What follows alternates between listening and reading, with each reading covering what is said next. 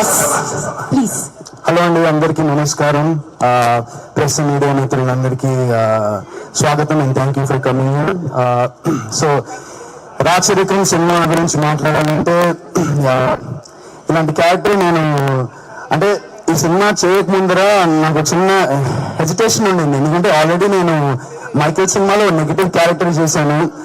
మళ్ళీ చేయడం బాగుంటుందా లేదా ఏంటి అనుకున్న టైంలో నాకు సురేష్ గారు నాకు నేరేషన్ ఇచ్చిన తర్వాత నాకు ఈ character I thought it be something, నన్ను చాలా ఎక్సైట్ చేసింది క్యారెక్టర్ చేయడం. సో అందుకే నేను ఈ సినిమా చేయడం జరిగింది. అండ్ సురేష్ గారు, ఈశ్వర్ గారు, మొత్తం టీం అంతా చాలా అద్భుతంగా చేశారు సినిమాని. అంటే నాకు కూడా సినిమా చూపించలేదు. నేను ఎక్కడున్నారు ఈశ్వర్ గారు, సురేష్ గారు, నాకు ఎప్పుడు చూపిస్తారు సినిమా? నేను ఫస్ట్ టైం యాక్చువల్లీ ఇప్పుడు దాకా ఇన్ని ఇయర్స్ లో ఒక ప్రీ రిలీజ్ ఈవెంట్ కి వచ్చి సినిమా చూడకుండా రావడం ఫస్ట్ టైం ఇది. బట్ డెఫినెట్ గా I'm sure it will be great. చాలా ఈ విజువల్స్ చూస్తే చాలా బాగున్నాయి. అండ్ Jan 31st ఈ సినిమా థియేటర్స్ లో రిలీజ్ అవబోతుంది. సో అందరూ I hope you all watch it in theatres and encourage and support this film.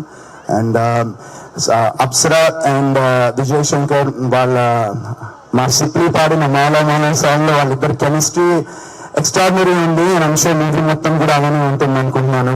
And అప్సరాతో విజయ్తో ఒక సీన్ చేశాను అనమాట, అంతే కదా. మా కాంబినేషన్ లో ఒక సీన్ ఉండింది.